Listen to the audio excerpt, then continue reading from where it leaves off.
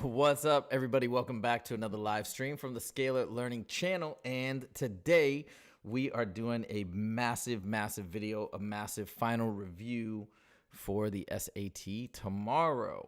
Maybe if you guys are watching this in the future, okay, sure, it'll be whatever, whenever your SAT date is. But this is the live video. We are here on September 30th, the last day of September, for that October 1st SAT tomorrow. So this is a really big SAT, a really popular one because a lot of students who are applying early to different colleges, this is kind of the last shot, more or less, to take the SAT. So it's super important test day, and that's why I really wanted to make sure to get this out real quick. I'm just gonna blast out to Discord if you guys don't mind. Just make sure that everybody knows we are live. 1 second. Let me post it. Boom. Okay.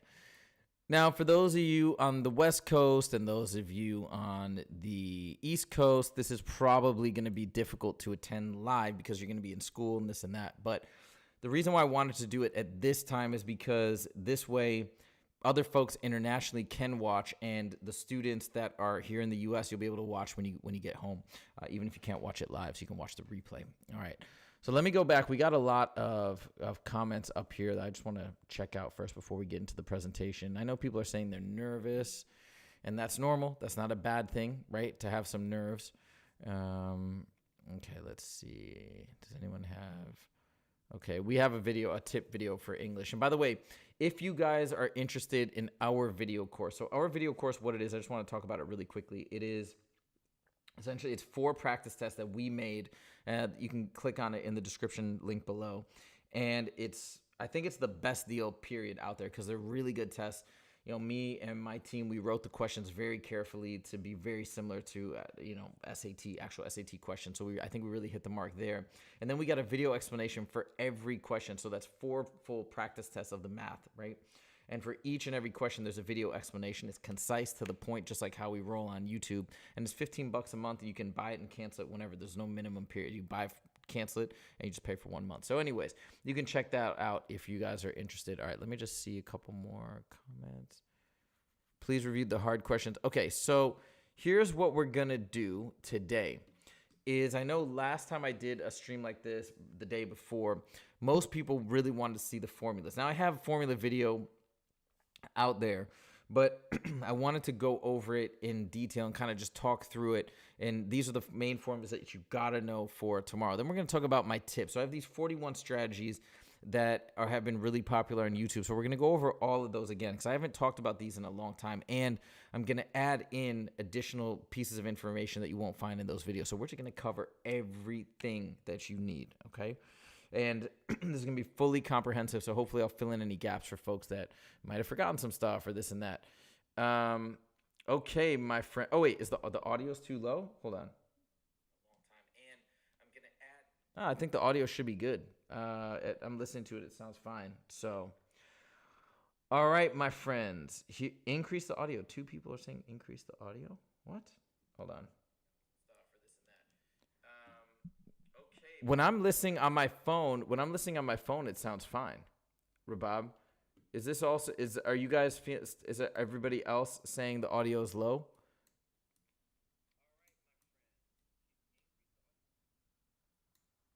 Rabab, increase the audio. Anish, audio is good. Okay, good. Thank you. That's what I figure. I'm listening to it. It's fine. I don't know. All right. Let's get into it, ladies and gentlemen. So hold on. First, we're going to keep this up here in case we need to draw. All right. So the first of the most important equations is slope of a line. So that you're going to get asked this left and right on this test. You know, what is the slope, et cetera, et cetera. And to calculate slope, what you're going to do is you're going to take of 2 coordinates. You're going to take the difference of the y's over the difference of the x's. And you got to go in the same order for both. So for example, if we've got a 7, 2, 5, 1 coordinate, in this case, what I like to do is I like to stack the coordinates on top of each other vertically and then subtract down. So the difference of the blue minus the red, 2 minus 1, over the difference again of the blue minus the red, top down, 7 minus 5. And that gives us our nice slope of 1 over 2. So this is the slope formula to calculate it when you're given 2 coordinates. All right. And we also got to know slope-intercept form. Super important. This is maybe arguably the most important formula on the test. So we got y equals mx plus b, where m is your slope and b is your y-intercept. Sometimes it'll be presented to you like this, and you can answer those questions. This is the y-intercept, this is the slope.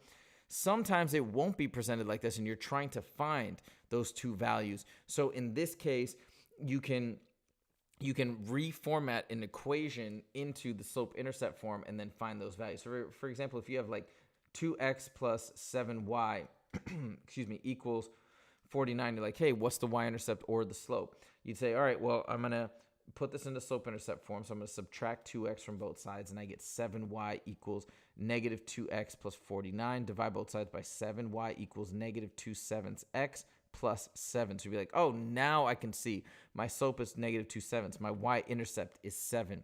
So that's a really helpful thing if you're trying to figure out those values. Here's an example, right? And we see the slope is 2, and here the y-intercept would be 7.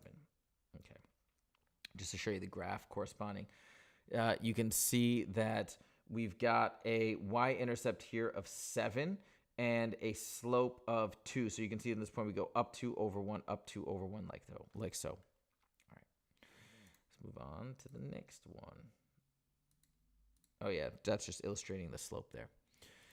Somebody's asking how long the session will be. I don't know, but I'm thinking it might take around 2 hours. I'm just going to kind of roll with it. That's roughly what I targeted, but it might be a lot faster. I don't even know. We'll just go until we have the whole presentation done, and then I'm going to take Q&A and all that. All right, point slope form number 3. This is a very important formula. This is a beautiful formula, especially if you get a point and slope and you want to get the equation of the line.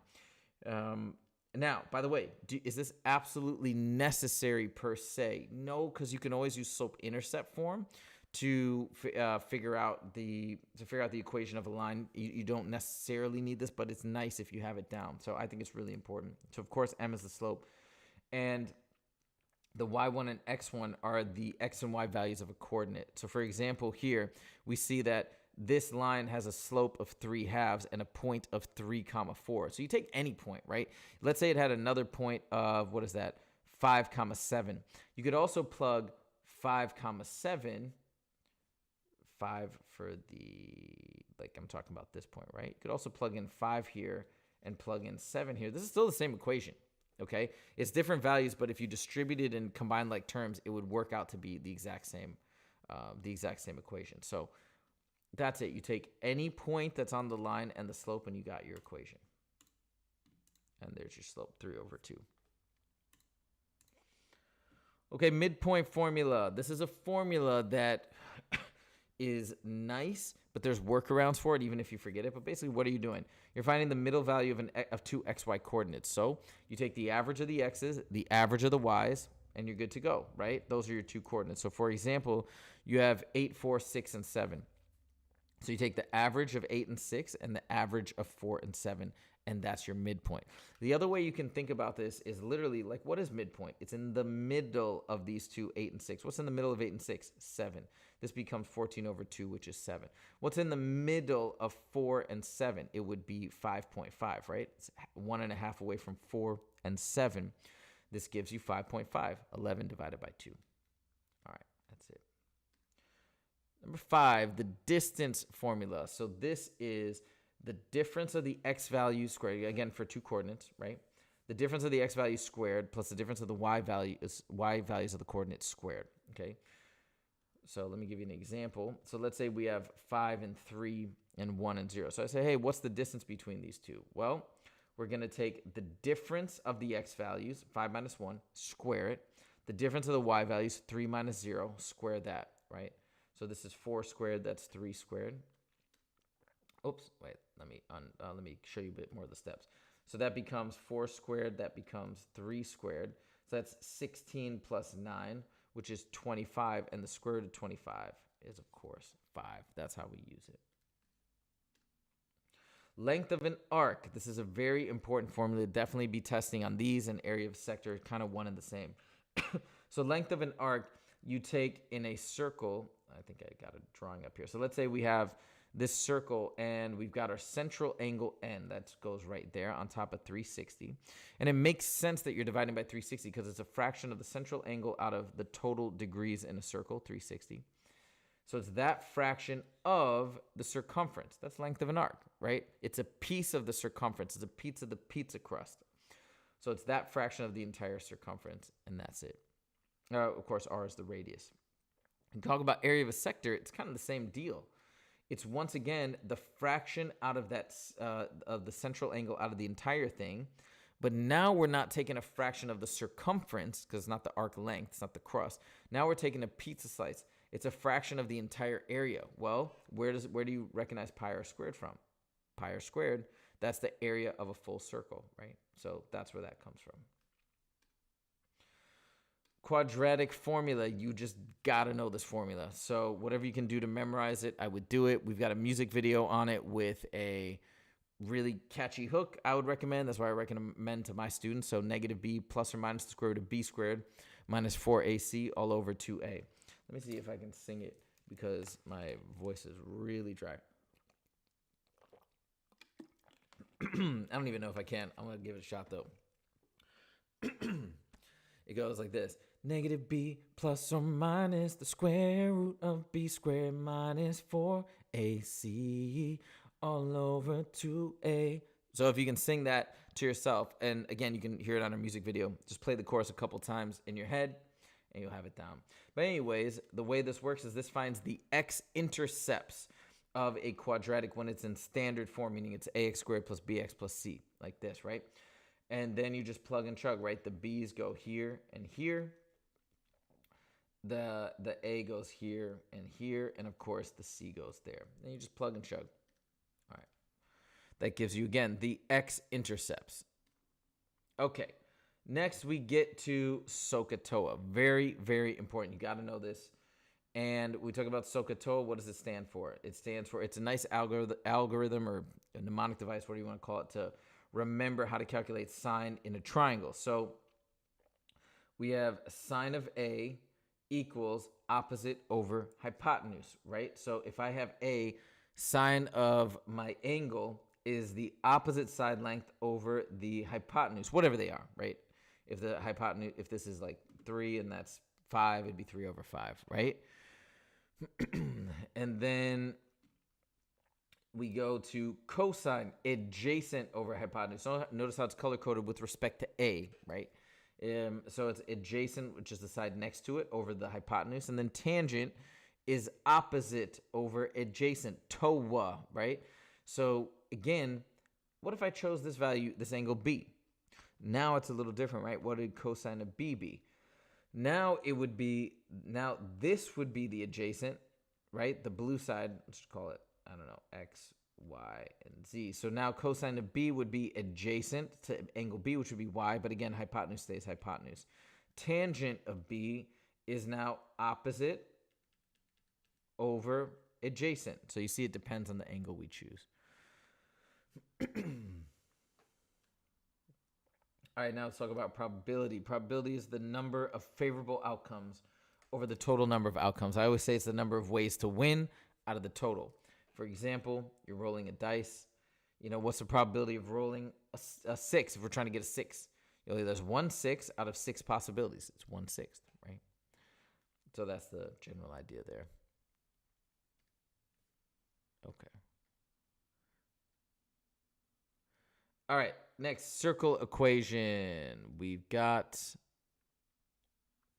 x minus h squared plus y minus k squared equals r squared. Oh, by the way, somebody's talking about the hurricane in Florida, which is a really sad situation, canceling the SAT, but they've got a new date on October 15th. They're asking if it's going to be the same test as October 1st. I highly doubt it because this test is going to be released before October 15th, so I don't think so. All right. Circle equation. So what is all this? This is where h is the center, k is the center, h is the x value, k is the y value. And r is, of course, the radius. So whatever you have on that side is the radius squared. So for example, with this, we'd have a circle that's centered at positive 2, negative 5. You see how it's the opposite of what's in there, right? If it's x minus h, it's h. Y minus k, it's k. And the radius is the square root of 36, which is 6. So that's how you use the circle equation. By the way, sometimes, hold on, let me back up real quick. Let me go back to slide 12.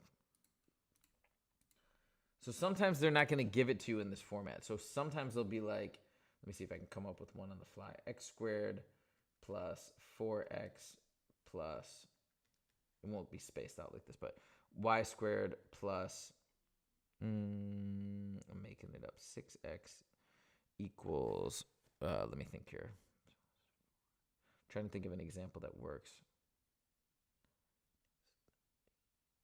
Equals 3. Okay. So I'm just making this up. So they might give it to you like this and say, hey, what's the center or what's the radius? You're like, wait a minute, it's not in standard form. We got to get it in standard form. Okay. So how do we do that? We get it into standard form like so. Check it out. We'd say, all right, well, I want to complete the square so I can get this nice perfect binomial in both of those, square binomial. So I take half of this 4 value, which is 2, and I square it, which is 4. I take half of this 6 value. Oh, sorry, that's supposed to be a y. Oops, 6y, excuse me. Half of that 6 value, again, in front of the y term and the x term to the first power, right? Half of 6 is 3, and I square it to 9.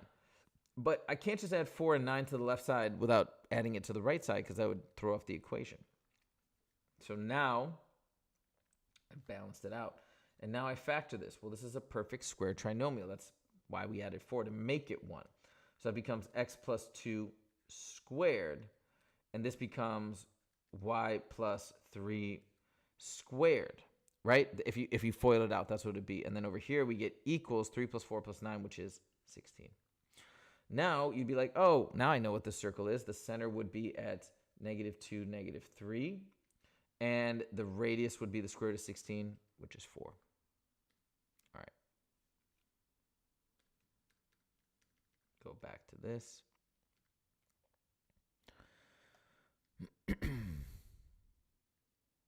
All right. Exponential growth. This is the general formula. A times 1 plus or minus r to the t. So what is each component? The A is your initial value. So if they said, hey, the population started at 1,000 people and then it grew at whatever, 50% or 10% per year, whatever. That 1,000 people, that would be your initial value. So, you know, this is your growth rate. It also could be how much it's declining by, your exponential decay rate. So if you're like, hey, it's losing by 5%, that would still be 0.05. Then you'd just be subtracting it, right? But if it's gaining by 0.05, you'd be adding it, it'd be 1.05. T is, of course, time, usually in years, but not always. All right, we're talking about growth, right? Here's an example. Initial value is 200, growth rate of positive 13% per year. And the time is 3 years. We say, hey, we want to know how much the bank account's going to be in those 3 years. So you got 200 plus 1 plus that's your growth rate, 0.13. And why do we say 0.13 and not 13% or 13? Because when we're using it in equations, we got to have the decimal equivalent. Like you don't take, like if you're trying to get 13% of 5, you don't multiply, or like, well, that's a bad example, like 13% of 100. You don't multiply 13 times 100. That would be 1300. You multiply 0.13 times 100, and then you get 13. And that makes sense, right? Now let's talk about exponential decay. That's just when you're losing value, right? You're losing 5% a year, 7% a year, whatever. So again, initial value is initial value. Now it's a decay rate. So that's decreasing. So now it's not 1 plus 0.09, it's 1 minus 0.09. And this would again be for 2 years. So now we take it away. The other way to think about it is, you know, it's the percentage after you remove that. So you might see it as not 1 minus 0.09, but 0.91. You know, the other one you'd see as 1.13 after the addition or subtraction has taken place. All right, vertex of a parabola. So this is a great one when you have a quadratic in standard form. They're like, hey, what's the vertex? Well, you can get the x value of the vertex by taking negative b over 2a. Again, b is just whatever's in front of the x, not the x squared, the x. Negative b over 2a, that gives you the x value of the vertex. Then when you have that, let's say the question asks for the y value of the vertex. So you get this first, then you plug this value back into the equation, and you get your y value of the vertex. Very important formula. Now we get to vertex form of a quadratic, which is, this is your standard form, and your vertex form is here, all right? And it's really beautiful when you get it in vertex form because now they can find immediately what the vertex is, which is h comma k. But I want to talk about a couple things here, okay, that I didn't mention in the Form of the Bible video. It's really important. Every so often you get questions that say, hey, which of the following shows the coordinates of the vertex as constants or coefficients in the equation? What are they really asking? They're really asking for you to identify which presentation of the quadratic equation is in vertex form. So they say we want the constants of the vertex, or we want the maximum to occur as constants or coefficients. We want the minimum. Those are all vertex for max, min, or vertex. Same thing as vertex. You all want those in vertex form. If they say we want to be able to see the y-intercept as a constant or coefficient, that's the C value in standard form. So you should be looking for standard form. If they want to say, if they say we want to see the x and y intercepts as constants or coefficients. Hold on, this is not enough room here. I'll do it here. It would look like this: a times x minus blah, blah, blah. Let's say 2, x minus x plus 7. They would want it in this format where a is like some constant, right? Whatever it would be, or it might be 1. They'd want it in intercept form where this shows the x intercepts as constants or coefficients. That's where it'd be showing it as a constant. So just as that's an aside. Those are important questions. Okay. Pythagorean theorem, it's actually presented on the formula sheet, but I present it anyways because it's just that important. A squared plus b squared equals c squared for a right triangle. And where a and b are the legs, it doesn't matter which one's a or b, right? I could change that to a and that to b. That's fine, but c has to be the hypotenuse. That's the important part. And you can use this to solve for either the hypotenuse or the legs, depending on whatever is missing. All right. Quadratic to vertex form is somebody is asking the question. So you're not going to, like the quadratic formula, is that what you mean? Or do you mean standard to vertex? Standard to vertex, you could if they're asking for the vertex, but you don't necessarily have to. But if you want to, here's how you do it. Let's say you have x squared plus 4x plus 7. So again, it comes back to like the circle equation completing the square. So this is how you convert the quadratic, this format, the standard form to vertex. So again, you complete the square. So you take half of 4, which is 2, and you square it, and you add 4, right? And then, but the thing is, if I'm adding 4, you should also add 4 to the left side, or you can subtract 4 from the right side. So add 4 and subtract 4, it balances out. Then we kind of quarantine this trinomial, because now it's a perfect square trinomial. Factor it as x plus 2 squared, because x plus 2 times x plus 2. Combine like terms. And now we have the same equation in vertex form. So this equation would have a vertex at negative 2, 3. Okay. Vertex form questions. You know what? They might come up in the next section when I go through all the strategies. And thank you guys, everybody, for all those likes. This is incredible. We've already got 91 likes. And we've only been going for like 22 minutes. So I really appreciate those likes and just everything, man. I do want to say a big thank you. I'm just going to say it right now to the whole community of everybody on Discord, on my YouTube channel, because we just hit 60,000 subscribers. And I think it's so amazing. Thank you guys for the support. Thank you guys for subscribing. It helps grow the channel. The likes help grow the channel. All that stuff, that engagement is really important. We're trying to be the biggest and the most influential channel on YouTube so we can help all these people from all around the world that maybe are not necessarily, you know, working with tutors or having access to like good resources. We got it all here. We got it for free. And I think we honestly do it better than all these other guys who are, you know, charging for resources and stuff like that. And we do, of course, have our paid content, which you're welcome to get. But I think we do so much for free as well that, I mean, it's fun. I see the comments and I see people growing from it. So we're trying to do it bigger and better and reach more and more people. So anyways, that's me just saying thank you, because we wouldn't have the reach and we wouldn't be connecting with all these people without all of you guys supporting and commenting and all this stuff. So thank you guys. All right. So distance equals rate times time. And this is an important formula when you get rate problems or, you know, whatever. And it's basically, it is what it is. This D is the distance. This is the rate. This is the time. So an example would be like, hey, if we're going 50 miles per hour and we travel a distance of 250 miles, how long does it take? So I know it seems simple. Sometimes you're like, yeah, this formula is so easy or too simple, but it really is good, especially when it gets a little bit more complicated. You just plug it into each of the components and then you isolate. How do we isolate, right? You just divide by 50 and you get t equals 5 hours, whatever it may be. So I really like this formula. I think it's very valuable on the SAT. Okay, next we're going to talk about sine and cosine. So this is something that the College Board, I don't know why, they love to test this relationship, that sine of an angle equals cosine of its complement, meaning sine of 10 equals cosine of 80. What are complements? They add up to 90. So anytime we have complementary angles in sine and cosine, they're equal. Sine of 10 equals cosine of 80. Sine of 20 equals cosine of 70, etc. So we've got all these relationships here that are all going to be true, right? We can add another one. Sine of 1 degree is equal to cosine of 89, like that, all right? So just be mindful of that. They like to test that. All right, sum of solutions. This is a beautiful beautiful formula that is not essential, but saves you a lot of time, because when they do ask for sum of solutions of quadratics, which I feel like I haven't seen as much lately, to be honest. I feel like they haven't been doing it as much.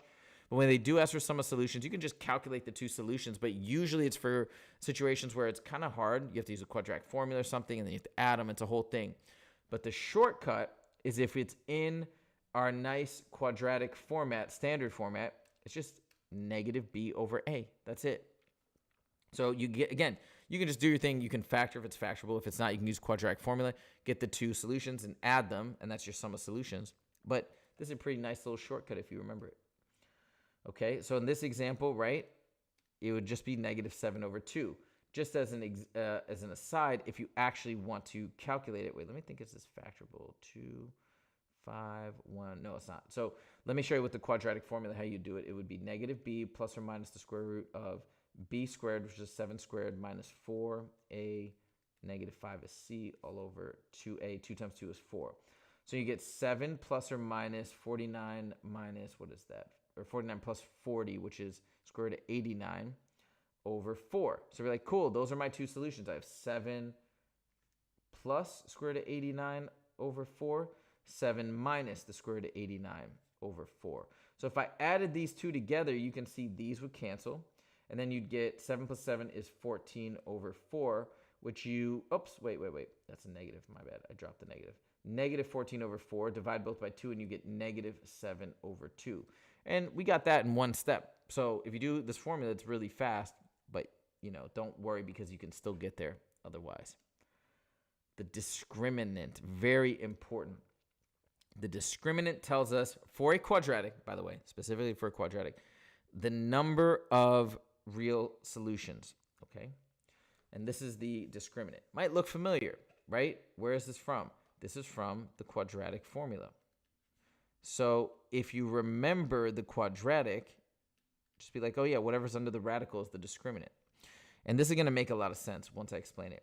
So the discriminant tells us based on its sign, okay? When it's negative, we have no real solutions. Well, why is that? Well, think about it in context of the formula. If this is negative, you're taking the square root of a negative. Well, that's an imaginary number. That means it's not a real solution. So when b squared minus 4ac is negative, you have no real solutions. When it's positive, you're going to have a value. You're going to be applying that plus or minus. That means you're going to have two solutions, right? So positive, it's got two real solutions. What about when it's 0? Well, this whole thing just goes away then. The plus or minus is irrelevant, and then you just get one solution, which is negative b over 2a, whatever. That's the situation. Now I'm just going to map these out, and you'll see, right, here's an example where it's negative.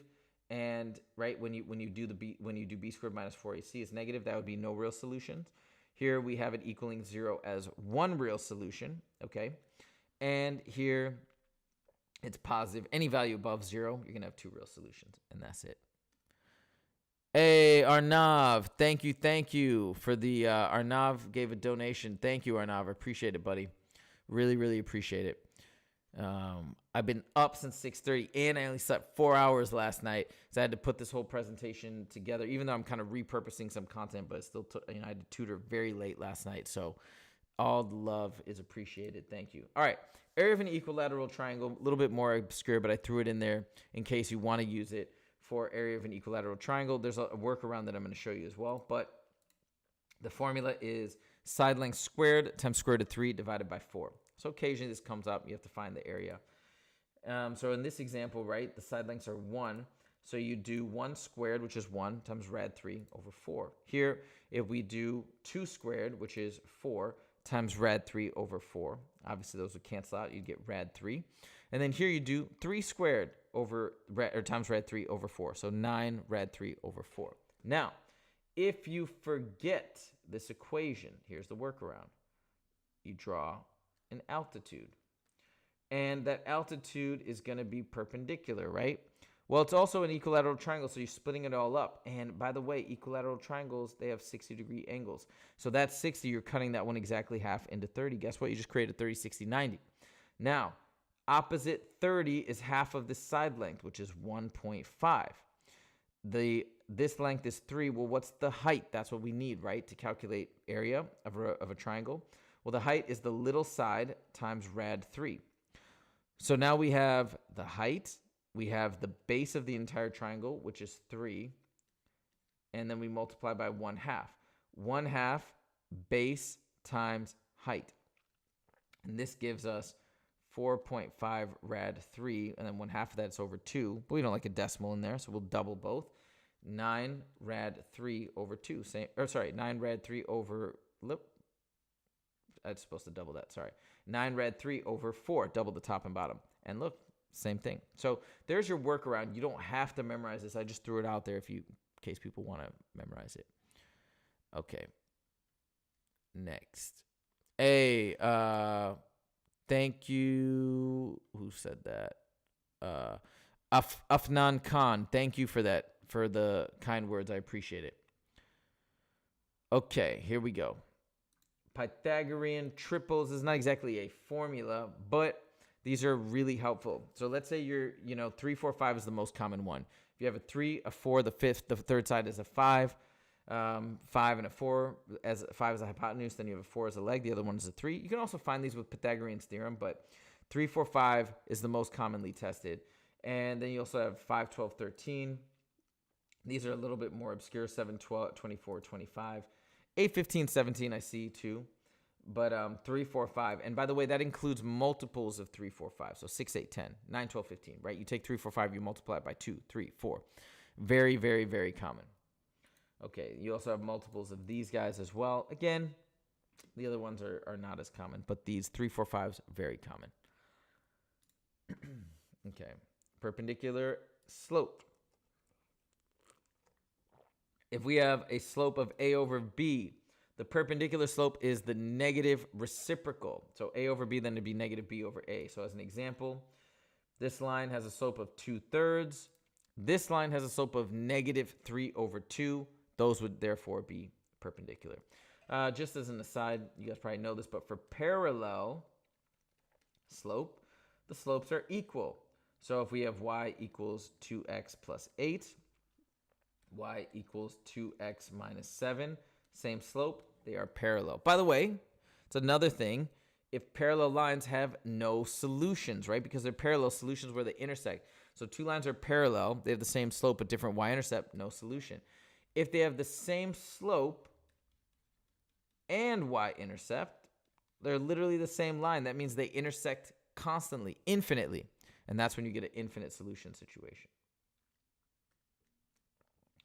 All right, sum of angles. So the sum of angles of any polygon is based on this formula, n minus 2 times 180. It's helpful if you forget, like obviously triangles, we mostly know there's 180 degrees in a triangle. But even if you forget that, you're like, well, 3 sides. So I plug in n for, hold on, n is your number of sides. So I plug in 3 for n. So it'd be like 3 minus 2 is 1 times 180. Oh yeah, 180 degrees in a triangle. What about a quadrilateral? Plug in 4. 4 minus 2 is 2 times 180 is 360. So here you can see triangle is 180, quadrilateral is 360, pentagon is 540, et cetera, et cetera. There's not like a ton of questions on interior angles summing up for different polygons per se, but it is nice to have this formula in your back pocket if you need to reference it in terms of, figuring out just, hey, what are the angle sum in a in different shapes. Okay, hold on one second.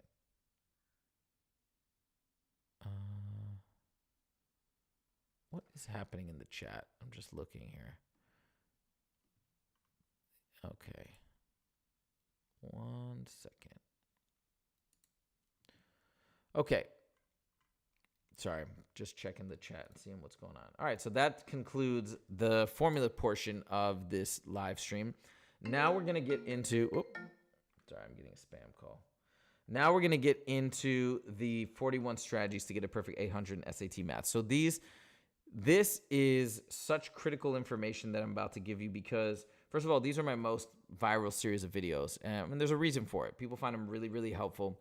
And I put a lot of time into basically like breaking down these strategies. But what we're going to do today is, the cool thing is I'm going to revisit these strategies. I haven't really revisited them in several years since I made these videos.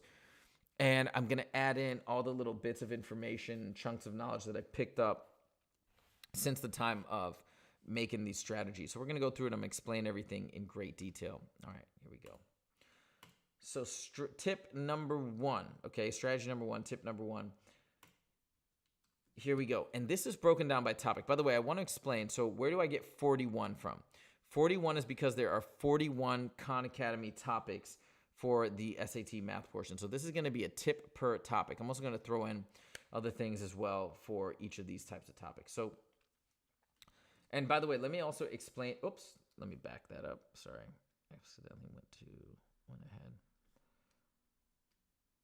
So the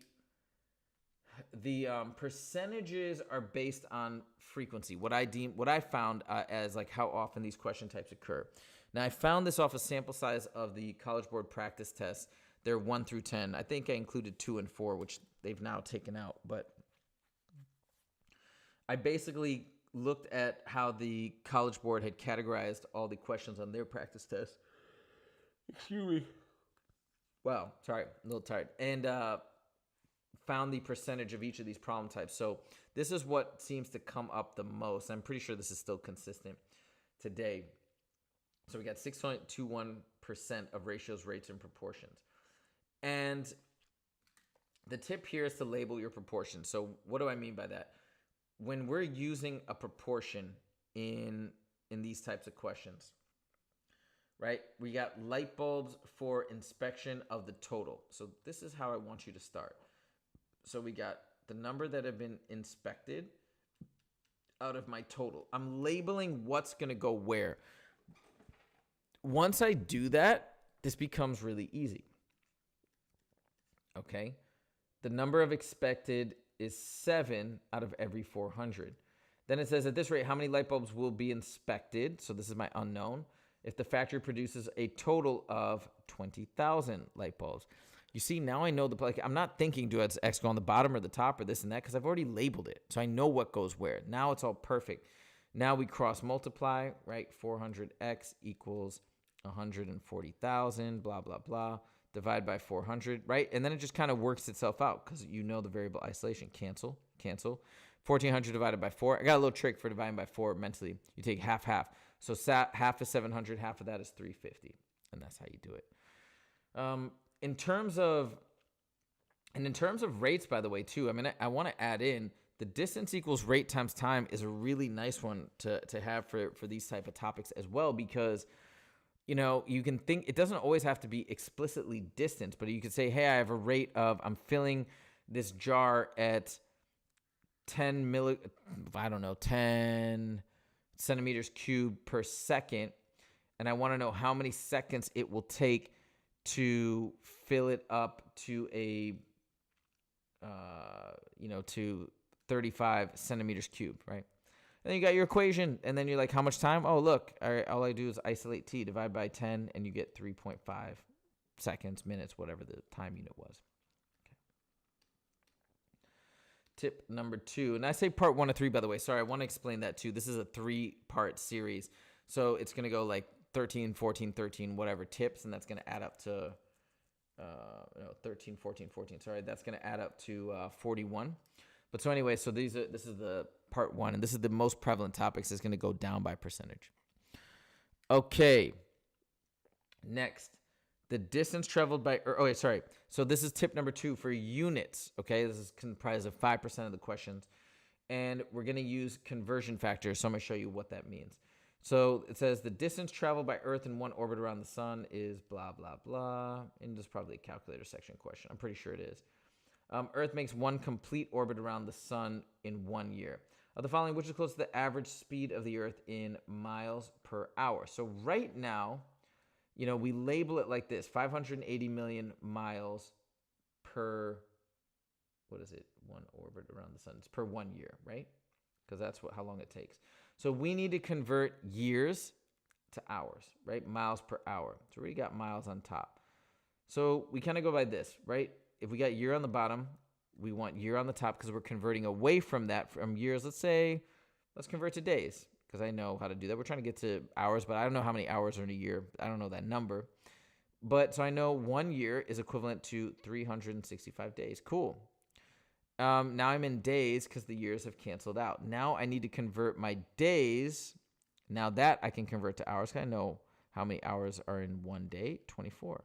Cancel, cancel. Now look at this. I got everything I need. It's going to be 580 million divided by 365 times 24. Actually, let me just calculate it for fun. So 365 times 24, and then it's 580, 1, 2, 3, 1, 2, 3, divided by that product. And you get approximately 66,200, so approximately 66,000. All right. Tip number 3 for the percent problems is another big category. Use the percent equation. The percent equation is amazing. Actually, use equations, period. Well, if you can set things up or scenarios up with equations, it is such a big help. So watch this, for example. This is a really difficult question if you don't use an equation. So watch. She bought a laptop at a store that gave a 20% discount off its original price. By the way, we don't know the original price, right? So here's my original price. We have a 20% discount. What is that? Well, that means you're paying 80%. Okay, so starting to represent this just as an expression. The total amount she paid to the cashier was P dollars, which includes an 8% sales tax, which means I take, and on the discounted price. So this is my discounted price here after I've removed the 20%. And then I take that amount and I add 8%. So to add 8%, yeah, I can multiply by 0.08 and then add it back to itself. But really, increasing something by 8%, 5%, whatever, you take that as a decimal 0.05 and you add it to 1 and then you multiply it. So this is an increase of 8% and then this equals P. There's my equation. Now they said which of the following represents the original price, meaning isolate X. Okay, so how do I get rid of the 1.08? Divide by 1.08, right? Cancel. How do I get rid of that 0.8? Divide by 0.8 as well. Now, you might want to say, okay, I'll multiply these two together and I get P over whatever it is, right? Well, they didn't even do that in this equation. They left it in this format as they usually do because they just want to know conceptually, you know how to set it up and isolate it. So that's really helpful. Okay, number 4. This pertains to linear equation word problems, and this is a reasonably big percentage as well. Translate your equation as you read. So I do this all the time, all right? So he said 16 plus 4x is, that verb is always an equal sign, is, to be, was, whatever, all those things. 10 more than 14. Check it out, right? So I've done everything. It turned into equation. Now I just got to solve. Let me give you another tip on top of this. Watch this. So this is 24 equals 16 plus 4x. So now I'm going to subtract 16, subtract 16. So I got 4x equals 24 minus 16 is 8. But they don't want x. But they put what x equals to right there. Sorry. Let me drink some water. I'm like, my voice is just every day. It's like dry. I don't know.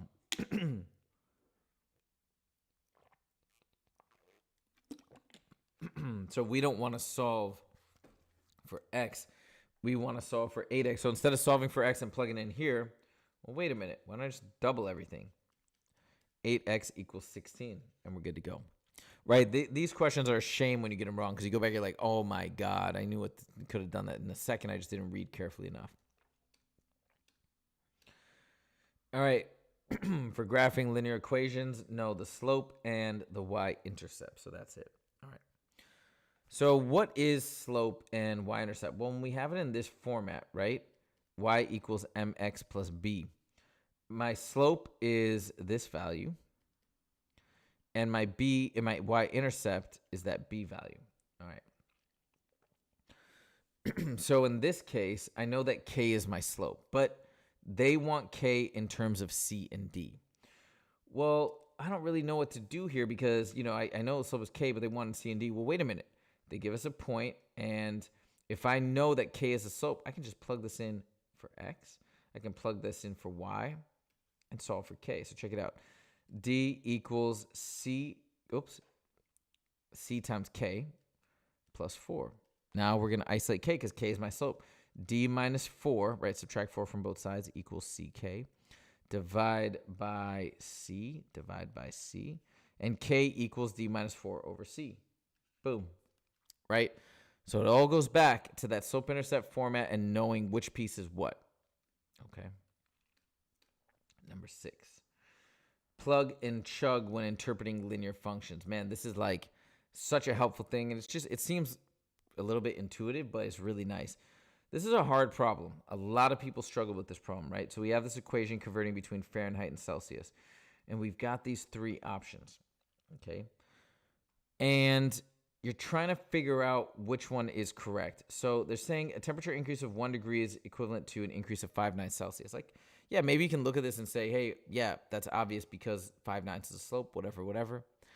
But maybe it's not. So you'd be like, okay, well, they're talking about increasing Fahrenheit by 1 degree being an increase in 5/9 of Celsius. Well, let's try some easy values. When I have a degree value of 32 for Fahrenheit, my Celsius is 0, right? Plug 32 in and 0's out. This is from no calculator section, by the way, but I'm choosing numbers that make it easy to do it mentally. What if I plug in now a 1 degree increase in Fahrenheit like they talked about? So it goes to 33. Well, plug 33 in. 33 minus 32 is 1 times 5/9. Well, look at that. It did increase by 5/9. 1 is true. Let's do it again. Now we have a temperature increase of 1 degree Celsius is equivalent to 1.8 Fahrenheit. Let's try it. But again, since the Celsius is isolated, I'm going to do the 1.8 over here. So again, we'll go to 32, right? 0. And then we do 33.8. So let's see if that comes out to a 1 degree increase in Celsius. So 33.8 minus 32 is 1.8 times 5/9. Well, I don't like multiplying a fraction by a decimal. So let's make that 1 4/5, right? 8 out of 10 or 4 out of 5.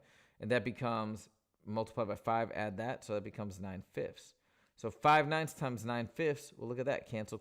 It's 1. So again, it does go up by 1. So I'd say 2 is correct. I mean, in this case, we already know it's D.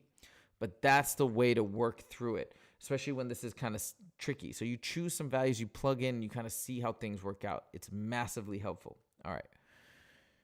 Next,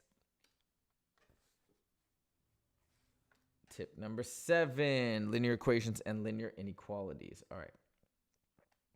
Isolate, right? So they're talking about the value of W here. I mean, standard variable isolation, right? Multiply both sides by the reciprocal. Boom, boom. And we get 29ths. Cancel. W equals 29ths, and we're good to go. That's it, right? You isolate, you don't have to worry about a thing. Okay. Next. Tip number 8, we've got systems of linear inequalities. So this means there's going to be 2 relationships if it's a system. If you start with the simplest relationship first and try and plot it out, you'll usually be able to eliminate 2 choices right off the bat, and then you can go from there. So watch this. Worker uses a forklift to move boxes that weigh either 40 or 65. Great. X is the number of 40 pounds. Y is the number of 65. It can carry either up to 45 boxes. So that's the first relationship. That's easy, right? We have X of the, 40 pounds? 65 pounds. We have X of the 40. We have Y of the 65. And the 2 together has to be, because this is number of boxes, has to be less than or equal to 45. That's the simplest relationship, because we're just talking about, in my opinion, right?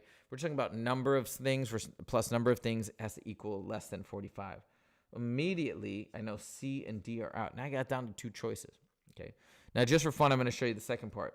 So then it also says the weight has to be less than 2,400 pounds. So again, both of these have less than 2,400, so that's good. And then to get the weight, here, let me make some room. To get the total weight of the X boxes, well, each one weighs 40 pounds, so 40 times X.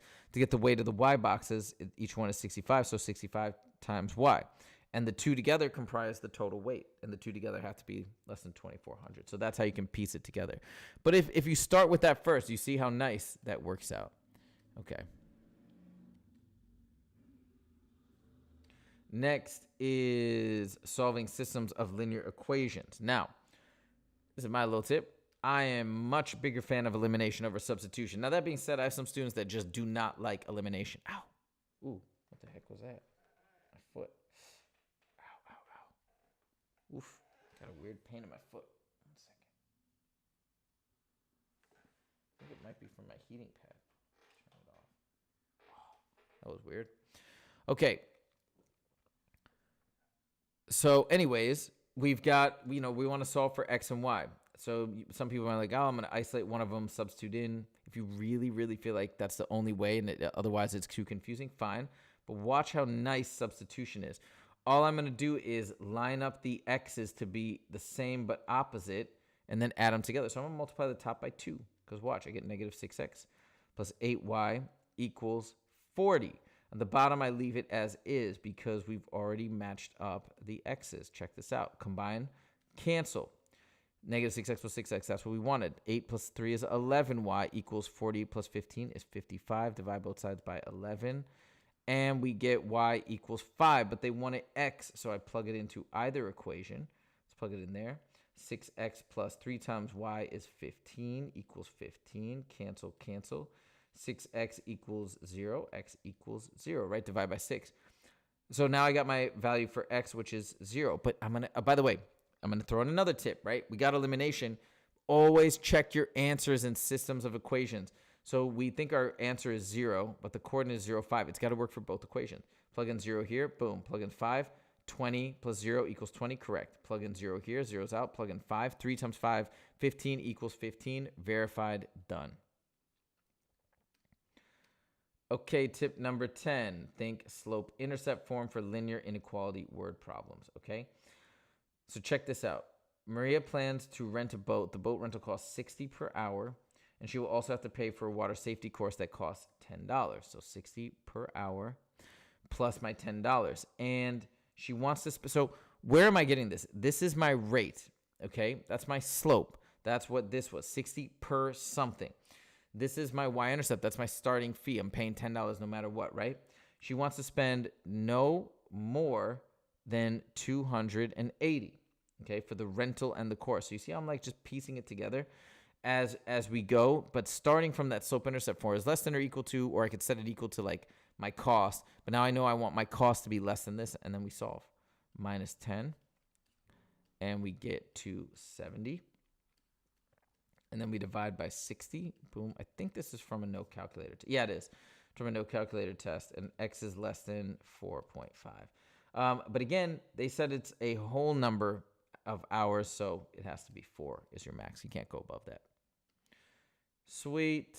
All right, number 11. Let's go. Systems of linear equations word problems, okay? 3.1%. The tip here is to identify relevant numbers. And really, I want you to do this on all problems, honestly. But what you're going to be doing is, I even underline every number, but these numbers are not relevant, okay? This is basically just giving you a year period. The first voyage lasted 43 days. Now, these are the key numbers. 43 days longer than the second voyage, and the 2 voyages combined lasted that. So watch this. And then I'm going to add on another tip to this as well. You want to mark it. You want to break it out into a nice little table. So we got first trip. We got second trip. Okay. So the first voyage is 43 days longer than the second voyage. And the 2 combined, literally, I'm just turning it into an equation based on what it says. The 2 combined is 1,003. I've got an equation now, right? Now I need to combine like terms and solve. X plus x is 2x plus 43 equals 1,003 minus 43 from both sides. 2x equals 960. Divide by 2. And then x equals 480. So check this out. Is 480 my answer, or is 523 or whatever? Well, they said, how many days did the second voyage last? I've already got my table. Look how nice this is. So I already know the actual answer is X. It's the second voyage. 480 is the winner. They didn't even have 523, it looks like, but okay. Next. Tip number 12 for solving quadratic equations. No vertex form. We already went over it in the previous part of the video. But vertex form is, again, y equals a. A is just like a constant, determines whether it goes up or down. If it's positive, it goes up. Negative goes down. And then it also influences the stretch, times x minus h squared plus k, where the vertex is h comma k. Man, oh man, does it help. Because these are all supposed to be, I think they're all in vertex form. Well, you already know the vertex. It's right there. So you know it's got to be y equals a times x minus 3 squared plus 1. So you already know b is out and d is out, because it should be minus, not plus. Now the question is it 4 or is it 1? So the way you can test that is you can take any one of these points and plug it into what I've got here and solve for a. Let's do 5, 4. So let's say y is 5 equals a times 4 minus 3 squared plus 1. That's, of course, 1. So that just basically is whatever. Subtract both sides by 1. 5 minus 1 is 4 equals a. So a is 4. So a is the winner. So vertex form, that's it. Very, very important. And the last of the first part, 1, when we get to key features of graphs. Again, you can find these topics on Khan Academy, right? So if you want to target them in particular. Analyze the entire graph before reviewing choices. I do this all the time, and it doesn't take that long, and I believe it saves time in the long run. So I have seen some of my students literally skip to the question and start going. I don't like that. Now, look, I will say for some people, whatever works. Maybe you've done that and you've perfected it. But I really am a fan of this. So I look at this carefully. I'm like, okay, running speed and time. So here's my speed. This is my time. This is going up as 2.55, right? So we take note of the units as well. And this is going up by 1, 2, 3. So every one of these is 2.5. Every one of these is 1. And it's speed versus the time as she kind of goes along. And if I want to think about it a little bit more, it looks like she increased her speed really quickly a lot, and then she stays at 7 miles per hour. Then she kind of slows down, and then she, boom, it looks like she starts sprinting and hits a max of 8 miles per hour and then kind of cools down. So look, now that I've done my little analysis, and we can do this. Teresa ran a treadmill for 30 minutes, and her time are shown.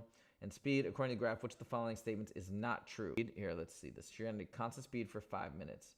I would say that's true. This is where she ran consistently for 7 miles, but they want not true, so that's true. It was increasing for a longer period than it was decreasing. Here's it's increasing and increasing, decreasing, decreasing. I don't think that's true. So this is probably the answer. Teresa's speed decreased at a constant rate during the last 5 minutes. I'd say that's true. Kind of decreased because it had a constant slope. And so we eliminate that. And then Teresa's speed reached its maximum during the last 10 minutes. Oh yeah, I'm sorry. That's true. So once again, we eliminate that because right there's the maximum at 8 miles per hour. All right, we're in part 2 of 3. For linear function word problems, no. Oh, whoops. I think I put this. Yeah, okay. So again, we want to know the slope versus the y-intercept when we're talking about trying to interpret, okay? So the formula above can be used to approximate the height in inches, blah, blah, blah. So they're talking about 1.88. Immediately, it's multiplying the variable, meaning it's not the y-intercept, it's the slope. And that's important because y-intercept is always your initial value. It's not multiplying the variable, when L equals 0. And this is your slope. That's usually your growth rate or your percentage, your rate of change, whatever. So I already know it's got to be some rate of change.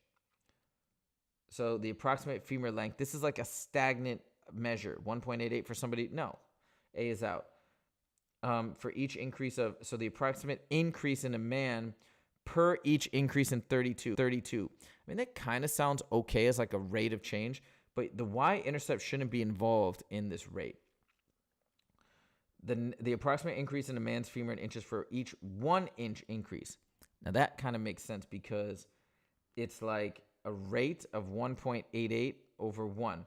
So this is the, oh, sorry, but let me read this again. In a man's femur length, so the length goes up by, so let's say it might be right, but it might be saying the wrong thing. And I'm going to show you how to test which way it goes in a second. So then, whether it's this one or D, the approximate increase in a man's height for 1 inch increase in his femur length. Okay. So I'm leaning towards D, but we're going to show you how to test it, right? So let's make our table. So we got height and we've got femur length. Okay. So when femur length is, let's say, what does this one say? Let's find some easy values. When length is 0, your height is 32.01. When length is 1, the length, you do 1 times 1.88 plus 32.01. That's 33.89. Well, look at that. As the femur length increased by 1, the height increased by 1.88. So the approximate increase in a man's height for 1 inch increase in the femur length. That's how you distinguish between the two. The other way to think about it is that slope, which is really 1.88 over 1. So it's rise over run, meaning this is the change in the y value, in this case the h, versus the change in the x value, which is the L. That's another way to think about it. I like the table way better. I think it's more straightforward. All right. Next. Oh, yeah, and guys are asking if this will be posted. Yes, and I'm also going to try and timestamp it today. It's going to take me like an hour, but I think I can do it. This is all this stuff. All right, tip number 15. Manipulating quadratic and exponential expressions. Recognize vertex form from intercept form, okay? So this is for particularly like quadratics. In this, I'm going to talk about a couple other things when it comes to exponential as well. This is intercept form because it shows me that if I plug -6 in, it zeroes out. That's an x-intercept, excuse me. If I plug in 4, that zeroes this out. That's another x-intercept. So this is intercept form. And then they want this. Remember I was talking about these type of problems where they show the minimum value appears as a constant or coefficient. Well, minimum, what is that? For quadratic, that's vertex. So we want to get this into vertex form. Which one of these is in vertex form? All right. Well, B is not. That's in standard form. A is technically a standard form, depending on what the vertex is. So is C and D. So now the question is, what's the vertex? I'm going to tie in another tip here into this one as well. This is a really nice one. So if I know the two x-intercepts, all right, I know one is at 4 and one is at -6. Well, guess what? My vertex is right in the middle of these guys. It's symmetric, okay? I don't know what the vertex is, but I know it's right in the middle. Well, what's in the middle of -6 and 4? AKA, what's the midpoint between -6 and 4? Add them together, divide by 2, it's -1. So I know my vertex is at -1 comma something, which means for vertex form, it should be x minus -1 in the parentheses, which would be x plus 1, which means D has to be the winner. Now, if you want to verify this, they're showing that -25 is the y value of the vertex. Well, how can we check? Plug -1 in here.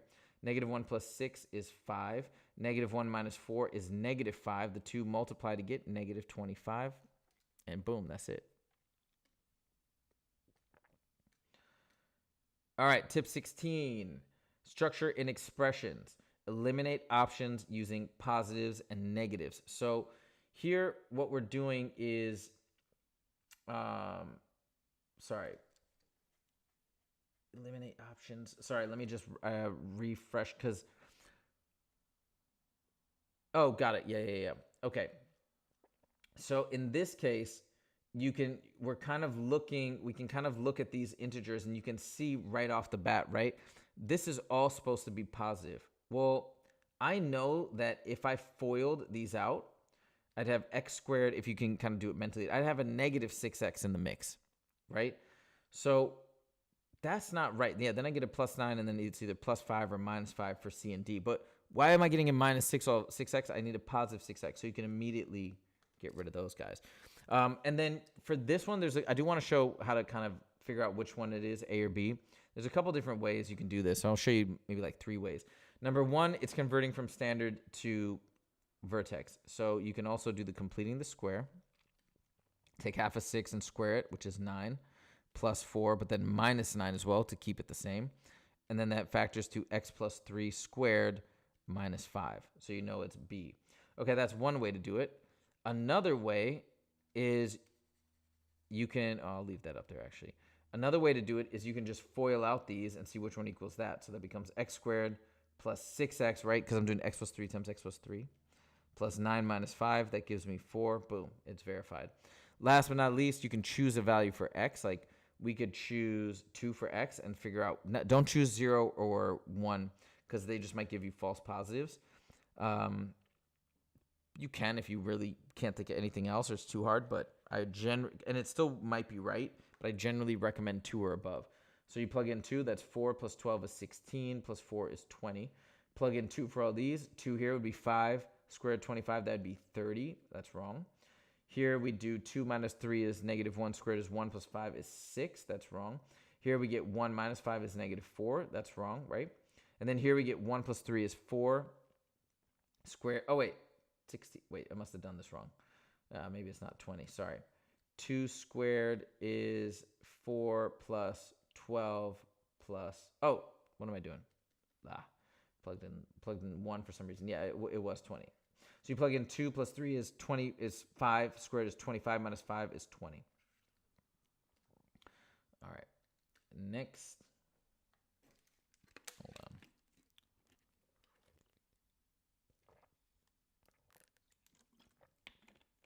Okay. Operations with polynomials. Binomials must be FOILed. So this is something I want you to think of a lot. If you're confused on a problem and you see this, or you see it, unfactored, and you're like, where do I go? How do I simplify? How do I set things equal to each other? If it's factored, FOIL. If it's FOILed, factor. So in this case, it's not been FOILed. So like these are equivalent. I don't know which one's equivalent. Yeah, you could choose values again. I could plug in 4 for A and 6 for B. And I'll show you what that'll look like. And you'll be like, okay, which one is it equal to? And we'll try that. We'll try that in a second. But really what they're trying to, hold on, I got to put my finger protector thingies on. My hands hurt when I write too long. So we could do the plug and chug, or, oh, I need another one. Hold on. Or, sorry, you can just FOIL this out. Boom, A plus B over 2 times A plus B over 2. FOIL A squared. FOIL plus AB over 2. Multiply plus AB over 2. And then that times that is plus B squared over 4. Combined like terms. A squared plus AB over 2 plus AB over 2 is just AB. And then plus B squared over 4. Lo and behold, there's your answer. But what if I used values and I plugged in? I mean, you could do this too. This is great. 4 plus 6 over 2, which is 3, squared is 7 squared is 49. So for which one of these, when you plug in 4 and 6, do you get 49? By the way, I think this is no calculator. I'm just throwing that out there. So it's a little bit trickier, but you can still totally do it. So if I got 4 squared here, that's 16 plus 6 squared is 36 over 2. 16 plus 18 is 34. That's out. Here is 16 plus 36 divided by 4 is 9. So 16 plus 9 is 25. Out. We're trying to get 49. Here we get 16 plus 24 divided by 2 is 12. Plus 36 divided by 2 is 18. Obviously we get 46. Close. And then here we get 4 squared is 16 plus 4 times 6 is 24. Plus 6 squared is 36 divided by 4 is 9. And you add those up and you get 49. So another way. All right, tip 18, center spread and shape of distribution. Know the formula to calculate mean. What is mean? We add up all the values, we get the total, we divide by the number of terms that there are, and we get the mean. So in this case, it says the mean score of 8 players in basketball is 14.5. If the highest score is removed, and the mean score of the remaining, it becomes 12. What was the highest score? So how do we do this? Well, the original total, if there were 8 players and the mean was 15.5, I multiply. 8 times 14 is 80, 32, 112, plus 4 is 116. So then I remove the highest score, and the new average, see, total, so the new total divided by the number of people is 12. Now I got an equation. Now I can solve for x, right? 7 times 12 is 84. Equals 16 minus x, subtract 16. Oh, wait. And if you remove... Oh, subtract 116. I was like, what? Okay, my bad. 116, boom. And I get negative x equals, what is that? 32, right? Negative 32. So x equals positive 32. And you can check this, by the way. You could be like, all right, well, if I take 32 out of 116... 4, 11, 8. I'm left with 84. You divide by 7. Yeah, you get 12. It works. Okay. Tip number 19, quadratic and exponential word problems. All right. Memorize the formula for exponential growth and decay. Well, guess what? I gave it to you earlier in the video, right? It's y equals initial value times 1 plus or minus the rate, whether it's growth or decay, to the t power. Okay. So he had an antique that had a value of 200 at the time of purchase. That's my A value, right? That's my initial. Each year, it is estimated to increase by 10%. As a decimal, that's 0.1. And then to the t power. The estimated value of the antique in dollars 2 years after its purchase, which means t is 2, can be represented as 200a, where a is a constant. So this whole thing can be represented as 200 times a, apparently. What is the value of a? Now, this is a really nice problem because it shows you, this is also technically like an equivalent expressions problem. We see that those two are lined up, which means that a equals 1 plus 0.1 squared, where t is equal to 2. So 1.1 squared is 1.21. And that's my value of a. Boom. That's how you do it. So know that formula. Very important. Essential, I should say, really. Linear and quadratic systems. Now we're getting down to like almost 2%. Substitute and factor. Okay, so what am I talking about? So they're saying, hey, this is the equation of this quadratic. And then we also got this nice little linear equation. We're trying to find a value where the two function values are equal. What are they talking about? Well, we're just talking about when these functions are equal. Well, let's set them equal to each other and let's figure out what this is all about. I'm going to show you another way to do this too, by the way. Always have a multitude of ways to solve each problem. You know, people have asked me, I want the most efficient strategy. I want the best strategy. Well, we can't all be perfect and we can't all have the best strategy for every problem. But what we can have is, maybe you'll know a multitude of strategies. There will be one ideal one, but you may not pop into your mind. Like the sum of solutions, negative b over a. That's the best way to solve a sum of solutions question.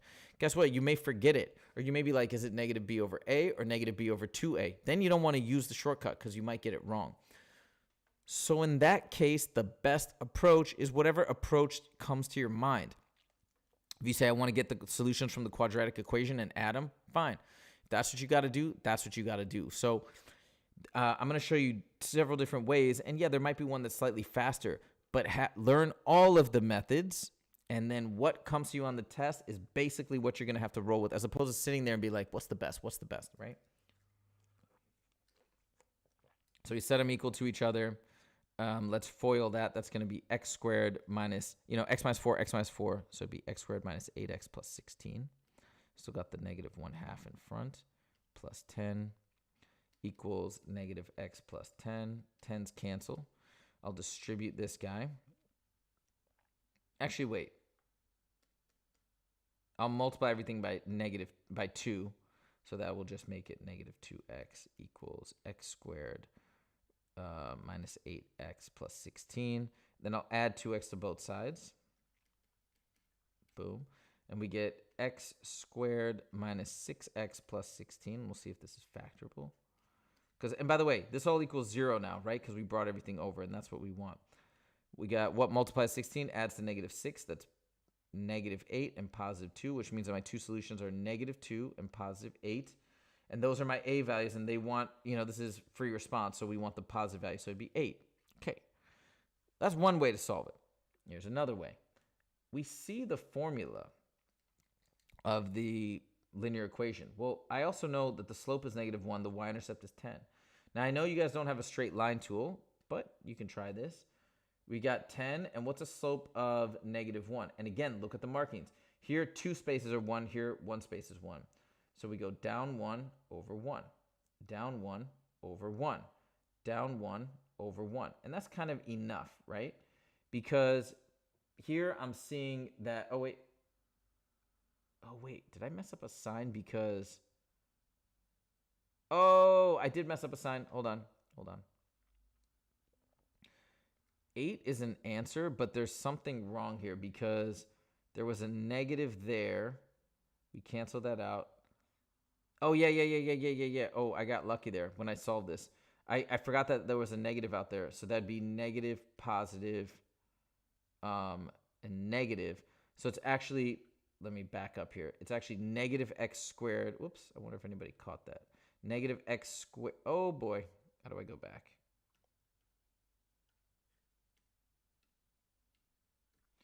So it's actually negative x squared plus 10x minus 16, and then multiply everything by -1. We got, and that's x squared, sorry. 0 equals positive x squared minus 10x plus 16. Okay. And then, okay, no, yeah, this is now right. So then now it's 0 equals x minus 2, x minus 8. Those multiply to 16, add to -10. So now I got two valid solutions, 2 or 8. You can use either of those. All right. Now we're going to go back to graphing, and I'm going to show you. Again, we got that slope of -1. It looks like a -1/2 slope, but it's because of the markings. It's right. And look at that. I got my two solutions. One is where x equals 2. One is where x equals 8. All right. Ha! Hey, Rohan caught it. Nice. All right. It is what it is. All right, here we go. Function notation, tip number 21. So we're basically at the halfway point. Wow, this video is going to be long. All right. Function notation, replace and simplify. That's what function notation is telling you to do. It's saying to, oops, keep forgetting to click the thing. So it's saying that you're replacing, normally it'd be f of x, replacing it with -3x. So we take the -3x and we replace the x. So it's -2, x plus 5, but now the x is going to be -3x. And then we simplify. -2 times -3 is 6x plus 5, and that's what it's equal to. Boom, done. All right, number 22. Congruence and similarity problems. Fill in missing dimensions. This is all geometry problems. This is especially important here. So we've got all this stuff, and they give two isosceles triangles. If 180 minus z equals 2y, and y equals 75. Well, I'm going to put 75 in here, okay? By the way, y and z are not vertical angles. They would have to be on the same lines, and they're not. So don't think z is 75 here. And then we know that this equation is true. I can plug into this equation now, right? I get 180 minus z equals 2 times 75, which is 150. Subtract 180. Boom. Negative z equals -30, meaning z equals +30. So let's put it in the diagram. And then that's 30. Well, wait a minute. This is an isosceles triangle. Isosceles triangle theorem says if those two sides are equal, these angles are equal. So if all the angles add up to 180, these two must be 150, but divided by 2, which means they're both 75. Look at now we're right next to x. Now the puzzle unravels. X and 75 share a line, meaning they're a linear pair, meaning they add up to 180. So 180 plus, what plus 75 equals 180? It's 105. And that's how you do it. All right, 23. We've got Oh yeah, isolating quantities. Skip the nonsense. So these questions are amazing when you can spot them. So you got these really crazy equations. You got all this nonsense. Now, this is a multiple part question, so you probably will have to read it. But if it's not a multi-part question and this, or you're just answering this, and they say, what is W in terms of A? And you take a glance down, these are especially going to come up when it's like extra complicated. It's usually isolating quantities questions, so it's like, they just want you to read all this stuff, but you don't need it. Because what do? They just isolated one variable in all of these. And so this is Current's formula. I don't need to know this. I'm just going to take Current's formula and isolate W. Multiply both sides by 30. And subtract 4. 30A minus W. 30A minus 4A. Done. That's it. All right, table data. Know your universe. This is very important for probability, okay? I'm going to show you how to do this. So first of all, we're going to go through, we got to find a bunch of missing values. So it says there are 5 times as many right-handed female students as there are left-handed female students. And there are 9 times as many right-handed male students. Oh, wait, I'm doing this wrong. Females up top. 5 times as many right-handed students as there are left-handed students, female. And then there are 9 times as many right-handed males, we'll do a different variable, as left-handed males. Okay. So we filled it in with like those relative values. Well, guess what? X plus Y equals 18. And now we've got a nice system of equations. 5 plus 9Y equals 122. Again, I mentioned before, elimination is the GOAT when it comes to these two methods of elimination and substitution. So I'm going to solve, multiply top by -5. I get negative 5x minus 5y equals negative 90. Add them up, kill those guys. We got 4y equals 32. So y equals 8. So I can now erase this and say y is 8. And 9 times 8 here would be 72. Now, I don't even need to know what x is because I can say, oh, x has to be 10 because 10 plus 8 is that. But you want to double check, right? So I'm going to plug it into the first equation here and say, oh, yeah, it does have to be 10. Plug in the second equation just to be safe. If 8 is y, 72 plus what is 122? 50, so x has to be 10. So we know now that's 10 and 50. But here's the thing. We do all this good work, and we could still get it wrong if we apply the probability incorrectly. If there's a total of 18 left-handed students, 122, which of the following is closest to the probability that a right-handed student, right there, they've shrunk the universe, it's now not out of all these people, that a right-handed student, which is this universe, selected at random, so we're selecting a random right-handed student, is female. Well, there's a total of 122 right-handed individuals, and the probability that is female, or the number that female, is 50. And that's our probability. Let me calculate it. 50 divided by 122 is 0.41. And it's A. All right. Tip 25, scatterplots, okay? Line of best fit trumps dot. Now, this is important in the sense of what they're asking about, right? But they said, whenever they say based on the line of best fit, which is the line is closest to this in something that's been decomposing for predicted percent leaf last minute remaining for, wait. Hold on, we need the, predicted litter leaf mass after decomposing for 3 years, which means... Oh, in this particular forest where they give you the... Okay, so, sorry. I was like, where's the temperature? But it came before. So we've got -2, which is -5, -2.5. So -2 is like right here. So if we draw a line straight up, you're like, up here. And then you might look at this and be like, wait a minute. I've got this point here, which is about 70, right? On the line of best fit. But wait a minute, I see an actual data value at 81 or 82. Well, that's real data, you might say to yourself, versus just a line of best fit. That's just an approximation. That's just a model. I should go with the real value because it's real. but that's incorrect. When they said based on the line of best fit, we want the line of best fit value, you know? And it's also a better approximation. Even though we have a real value there, this is as based on a average of all the real values. So it's actually a better predictor than the real value. So use that. Another type of question that they ask a lot, so I want to add on to this tip, is they'll say, for how many values was the actual value greater than what the line of best fit predicted? So it said actual value greater than line of best fit on, let's say, LBF. This is all the dots that are above the line of best fit. 1, 2, 3, 4, 5, 6, something like that. If they said where the line of best fit predicts something more than the actual values, then we're looking for everything where we've got dots below the line of best fit. They ask these questions a lot, so just be careful on those. Tip number 26. Linear and exponential growth. Now we're getting below 2%. So distinguish between adding and multiplying. So here's the deal. As the time goes up consistently, if we're just adding a value, like here we're adding 990, right? If we're just adding 990, 990, 990, we're talking about linear. Obviously, this is increasing, right? It's going up.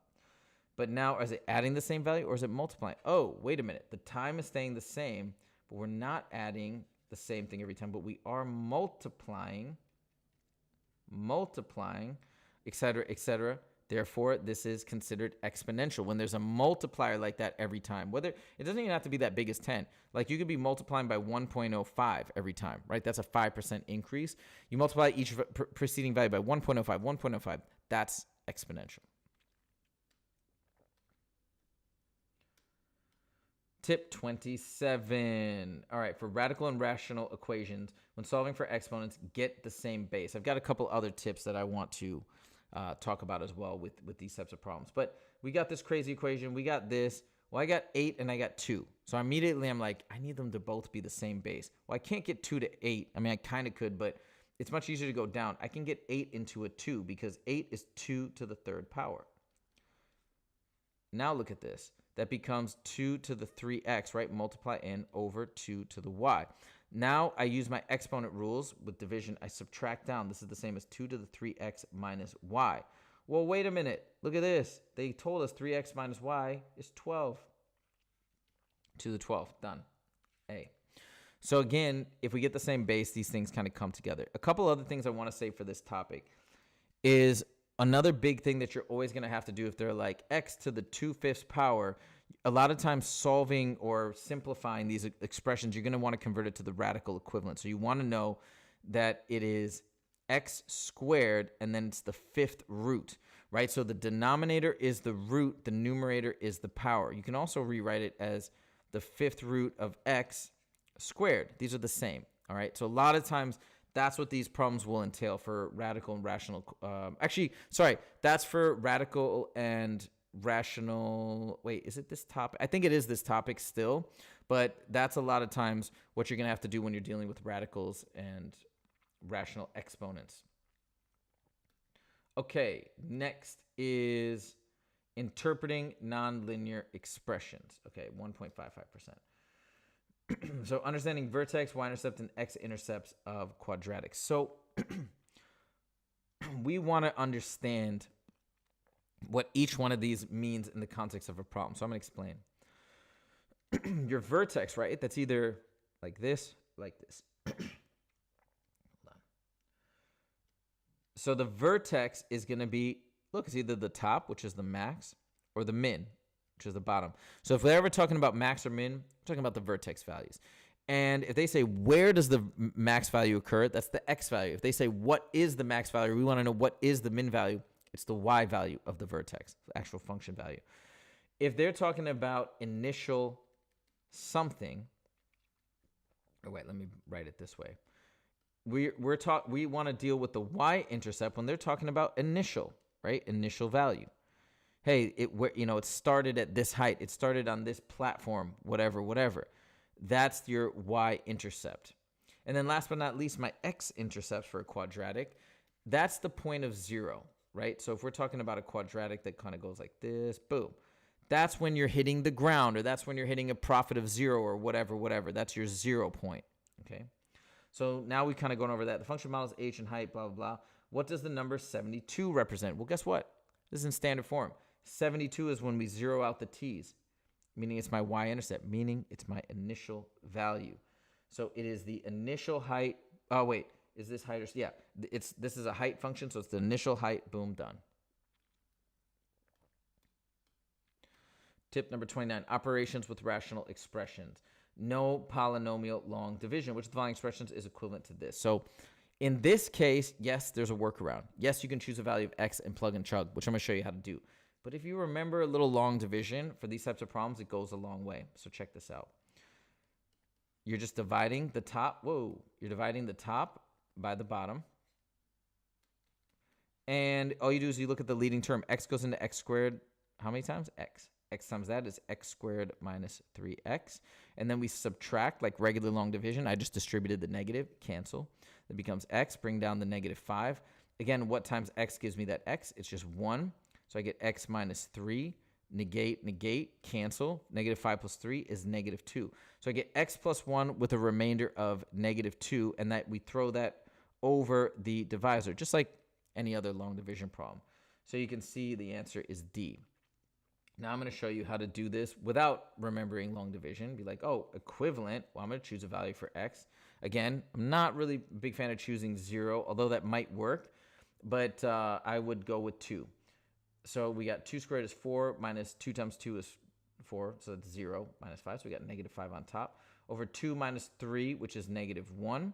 So my correct answer when x equals 2 for the expression is 5. So now let's see which one gives us 5. 2 minus 5 is negative 3 minus 20 over negative 1. So that'd be plus 20.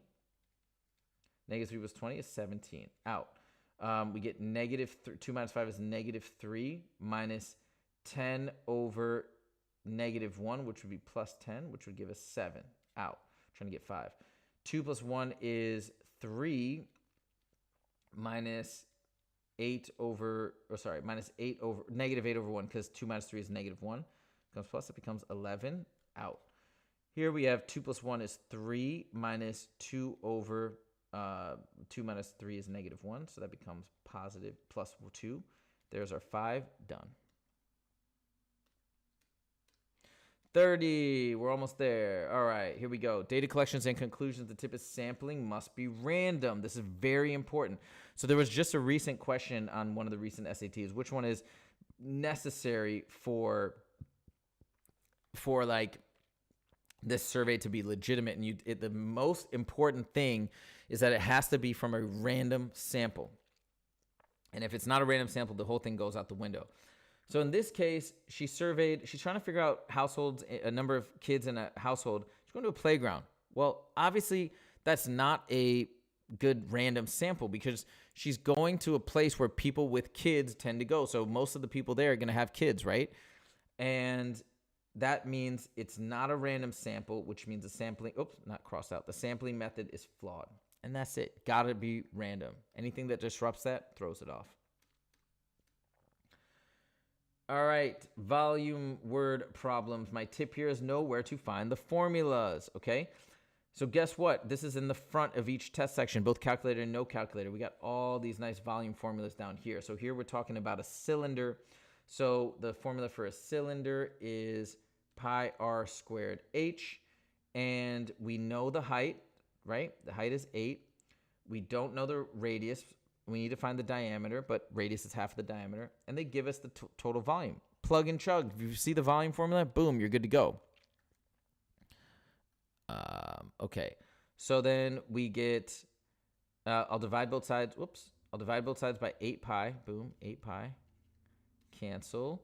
R squared equals 72 divided by 8 is 9, which means R equals square root, which is 3, which means the diameter is 6. No problem. Okay.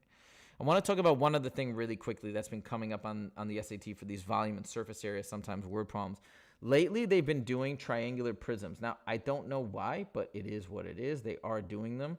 And I just want to let you know that for a triangular prism, or any prism for that matter, you just take the area of the base, which is the shape that's repeated. For a triangular prism, it's the triangle, right?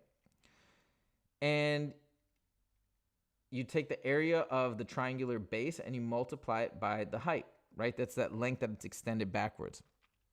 That's volume of a triangular prism, or any prism. You just take what, I could do like a pentagon prism, right? Boop, boop, boop, like this. And then all I do is I'd calculate the area of the pentagon multiplied by the height. But they might also ask you about surface area. Now, I don't even want to give you the formula for surface area because you can figure this out. The surface area formula is surface area is literally just what is the area of every surface. So get the area of that triangle. And then we got 3 rectangles. That's just length times width, length times width, length times width, whatever those are. And then just add them up, okay? So you can use a formula, but I really wouldn't even advise it. Tip 32, for right triangle trigonometry, remember this rule. We went over this in the formula rule. Sine of an angle equals cosine of the complement. Well, look, they're taking sine of an angle. Cosine of the complement must be the same as that sine of that angle. So shortcut, answer's 4/5. Another thing I want to talk about with right triangle trigonometry that has been coming up more is the unit circle. And I just did a whole video on geometry and trigonometry for the SAT where I go over the unit circle, but I'm going to quickly show you how to come up with it if you forget it. So check this out. We know a unit circle means a radius of 1. So this is 1, 0, 0, 1, right? This is -1, 0, and this is 0, -1. All right, so I already got 4 points. Then you just got to fill in quadrant 1, and the rest will take care of itself. So here, this is my first angle at 30. This would be at 45, and this would be at 60. Right? I'm not saying this angle in here is 60. I'm saying from down there. And here's how it goes. 45 is the same. It's rad 2 over 2, rad 2 over 2. This one is, rad 3 over 2, 1/2. And this is just that one flipped. 1/2, rad 3 over 2. So this is all you need to know, and then you can apply it. It's just mirror images. Like this is a mirror of this one, right? It's the same distance away on the x. It's just a -1/2, and that still is positive because we're in the second quadrant. And you can sort of start to fill in the entire thing like that, and it's really not too bad. And by the way, this is 60. And again, we've gone a distance of 30, so this is 120. So you see the same pattern, 120, 135, and then it's 150. And you can kind of map it out. Because if you can build this unit circle or memorize it even better, you're good to go. And then if somebody's like, hey, what's cosine of 120?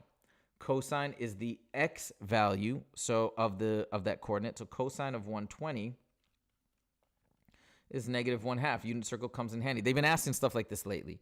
What is sine of 120? Well, that's the y value of this coordinate. Sine of 120 is square root 3 over 2. So just an aside, I've been seeing it be helpful lately in terms of the SAT. So that's why I'm mentioning it. Might be good. And it's in that video if you want to see it. Tip 33. Oh my goodness. This is such an important tip. The majority of these circle problems, almost all of them, are really triangle problems. So you really want to draw triangles, but more importantly, I should say draw triangles using the radius of the circle. So immediately, boom, boom, because those are radii, and I know the radius is 10, so that's nice. And now, if I know the radius is 10, I know this side is 10, I know this side is 10. Well, guess what? I also know this side for 20 is 16. We're trying to find the value of k. Okay, so we got some good stuff here. Let's connect this and make a little triangle. And why don't I drop this down here? What have I made? I've made some nice little right triangles. Maybe they're 30, 60, 90. Maybe they're 3, 4, 5. I don't know. But when you draw this down and it's perpendicular, it looks like it, but it is also true. It cuts it exactly in half. So now I got 8. I got 8, 10. Use Pythagorean theorem or recognize it's a 3, 4, 5, aka 6, 8, 10. So that means if I'm trying to find k coming up from the x-axis, I'm going up 6, which means k equals 6. That's it. All right, so draw in those triangles using radii. Very important. Tip 34, complex numbers, know your conjugates. You should also, another tip for this is You should also know that I squared is -1, I cubed is I to the 4th is 1, and then it repeats. I to the 5th is just regular I to the 6th is back to -1, and so on. Anyways, so what are we trying to do? What is the value of A? So first of all, just know we don't want I in the denominator. So what's the conjugate? It's 3 plus 2I. 3 plus 2I. So on the bottom, when we multiply, we get 9. Then I get 6I and -6I. They cancel out. Beautiful. And then I get -2I times +2I. That's -4I squared. On the top, we get 24 plus 16I minus 3I minus 2I squared. Okay? Again, I squared is -1, so that becomes a +4. That becomes a +2. And now we'll combine like terms. We got 13 on the denominator. We got 24 and 2, which is 26, excuse me. 16 minus 3 is 13i. Now they want the value of A. So I got to put this in A plus BI form. I got to split it like so. My B value is 1. My A value is 26 over 13, which is 2. So that's it. Know the conjugates. It's whatever this is where you flip the sign from minus to plus. So A plus BI conjugate is A minus BI, and vice versa.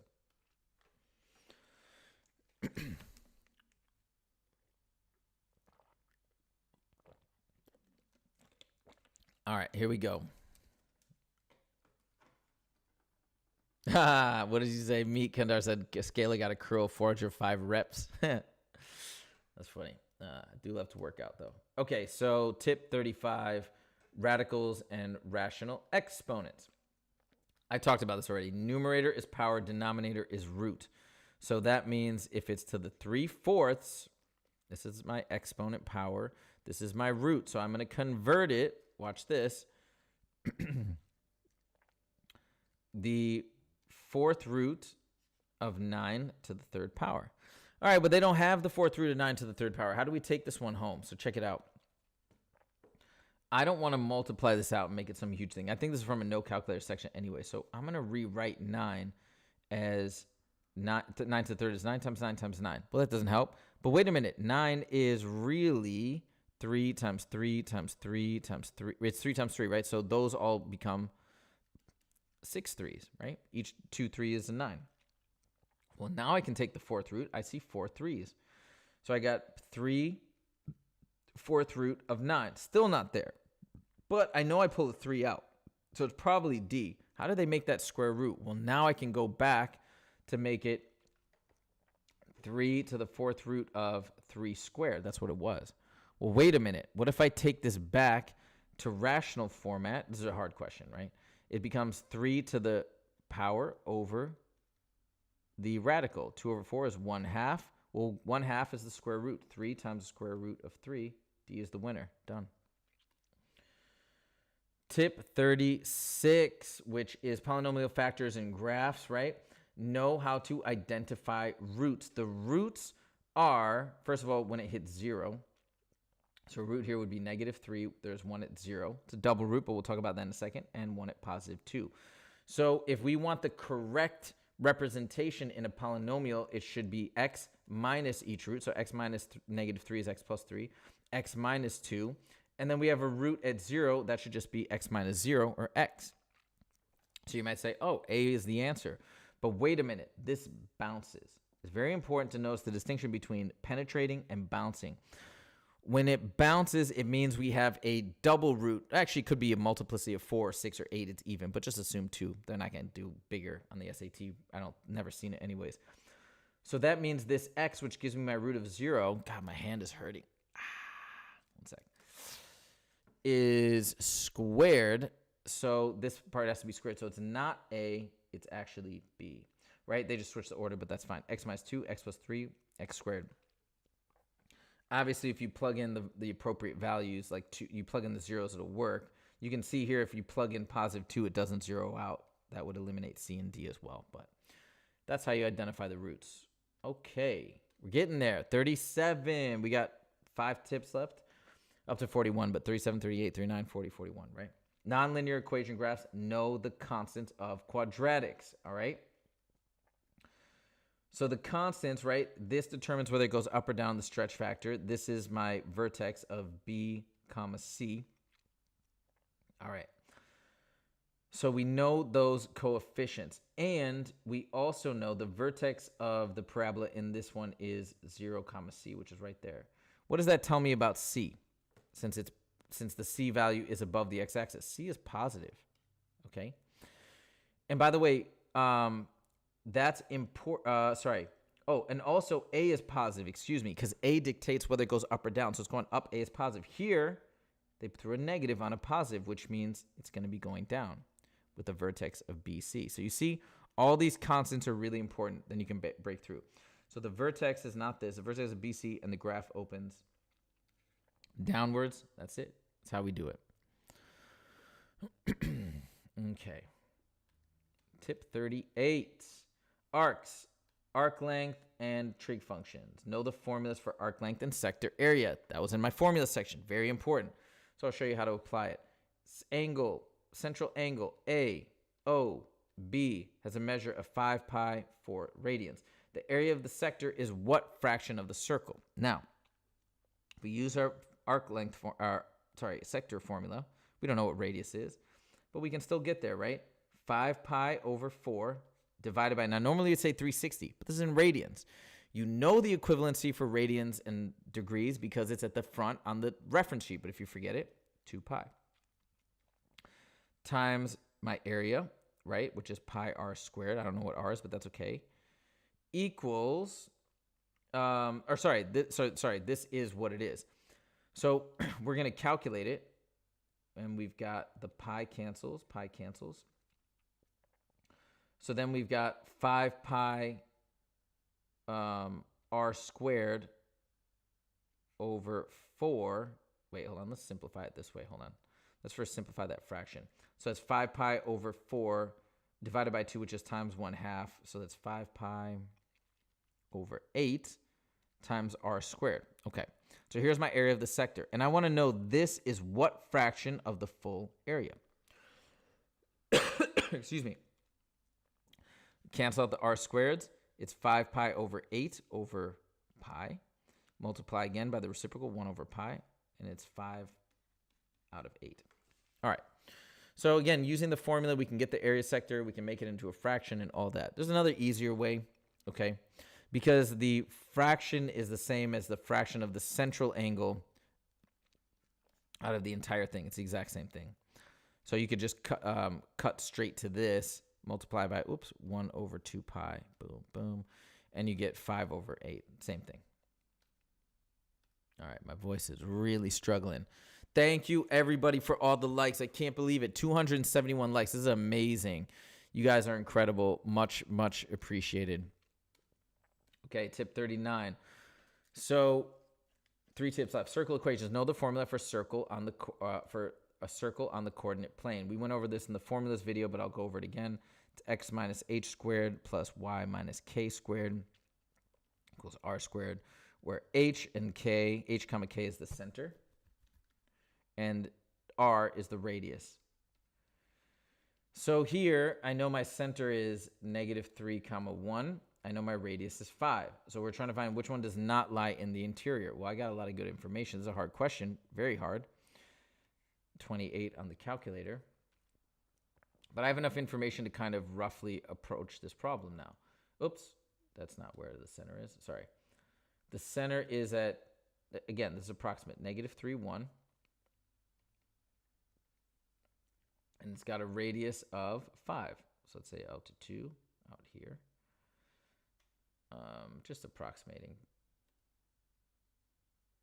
But we could be like, boom, here's my circle, roughly. And they said, which one does not lie in the interior? So first we got -7, 3. So here's -3. Radius of 5 would be -8. Here would be -7 up 3. Oh, wait. -7. Hold on, negative. Let me see if I can get a good approximation. Yeah, -7. And then 3, something like this. Right? I don't know. It looks like it probably is inside. It's close. Then we got negative 3, 1. That's right here. That's the center. That's obviously in the inside. We got 0, 0. Looks pretty clear that that's on the inside. What about 3, 2? Well, this only goes up to 2. So here's 3. Here's 2. That's definitely not on the interior. That's the winner. All right, so you know those values, hugely important. Tip number 40, data inferences, pay attention to the sample. So once again here, we say random sample were caught and marketed. The sample contained 150 largemouth, 30% weighed more than 2 pounds, which is finding conclusions is best supported. So, a random sample of fish were caught and marked in order to ensure that none were weighed. Okay, the sample contained 150 largemouth bass, 30% weighed more than 2 pounds. Okay. So the majority of all fish weighed less than 2 pounds. They didn't say that, right? They said of the largemouth bass, maybe 70% weighed less than 2 pounds, right? The average weight of all fish is approximately 2 pounds. We don't know that. They didn't talk about anything of the average. And especially, we're talking about all fish. This is talking about largemouth. Approximately 30% of all fish weighed more than 2 pounds. They're talking about largemouth here. Approximately 30% of all largemouth bass weighed more than 2 pounds. We can say approximately, and that's what they were talking about. So you see that language is very important. Last tip is 41.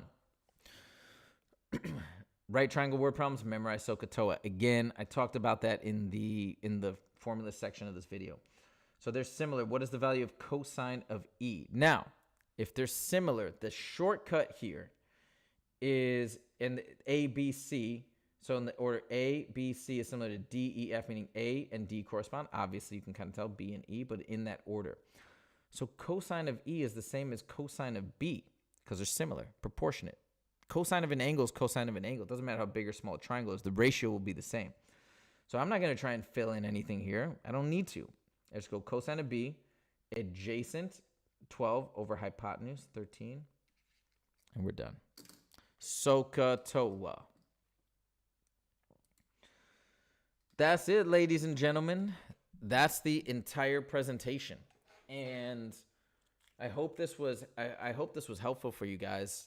Like I said, spent a lot of time coming up or kind of putting this together and going over everything once again. So yeah, I think this will be really, really good for you guys. And I tried to throw in a lot of extra stuff as well. That's it. Margin of error when sample. Oh, you want to talk about margin of error when sample size changes? That's a great question. As the sample size increases, the margin of error decreases. Now, how can we remember that? Check this out. If you go and you want to know how people are going to vote for the next election, and you go survey 100 people, right? Random sample, 100 people. Okay, you'll get a margin of error because you only surveyed 100 out of like 300 million because there's going to be some margin of error there. Well, what if you go and you survey the entire population of the U.S.? You survey everybody. Your margin of error shrinks to 0 because you've surveyed everybody. So you've got, assuming the survey's good and all that, basically you have no margin of error. So of course you can see as the sample size increases, the margin of error drops to 0 eventually as it goes to like the entire population. Hey, you're welcome, John Carrera. I hope I said your name right. Meet Kamdar, you're welcome, guys. Hey, you guys are all so welcome. Okay. Guys, I'm going to have to sign off. This went long. I did think around 2 hours, but man, I'm exhausted. My voice is dying, so I got to go. Hit me up at tutoring at Scalar Learning if you guys need any tutoring. We've got an army of amazing tutors that are available whenever you need a range of prices, so hit us up. We'll make it happen. If you haven't checked out our video course yet, make sure to click the link in the description below. It's only $15 a month. It is the best, and we've made the test ourselves. Awesome, fresh test that you won't find anywhere else, so I highly recommend that. And if you haven't joined our Discord server yet, make sure to do that. It's in the description link below. It's completely free. It's an amazing community of people that are just helping each other. I'm on there, but not that much. It's really students helping students. It's just such a great, positive space. Last thing I'll say about standard deviation, I see a question there. I'll quickly explain it. Here we go. Standard deviation measures the spread of the data, okay? So I'll give you two examples. Here we've got like some, data, little things like this, right? So the data is kind of spread out. 1, 2, 3, 4, 5. These are the values. So there's a lot of 3s. There's some 2s and 1s and 4s and 5s. Now we'll do the same chart. 1, 2, 3, 4, 5. And we've got a ton at 3. Maybe some here at 4 and 2. The data is less spread out in B than it is in A. In A, it's more spread out. When it's a greater spread, it's a greater standard deviation. When it's a tighter spread, less spread, more compact, it's a smaller standard deviation. That's standard deviation in a nutshell. Do you need to calculate it? No, you never need to calculate. You just need to understand it measures spread. The bigger the spread, the bigger the standard deviation, and vice versa. Guys, I am so sorry. I gotta bounce. I can't talk anymore. I really hope this is helpful. Leave questions or comments in the comment section, and I'll try and get back to you later today. But I gotta take a break from my voice. Thank you guys so much for joining. If you like this video, please click that like button. And if you want to see more from the Scalar Learning channel, make sure to click subscribe. Thank you guys so much for joining, and I'll see you in the next video. Take it easy. And good luck to everybody. Good luck tomorrow. And yes, I am taking it. So I'm there with you on the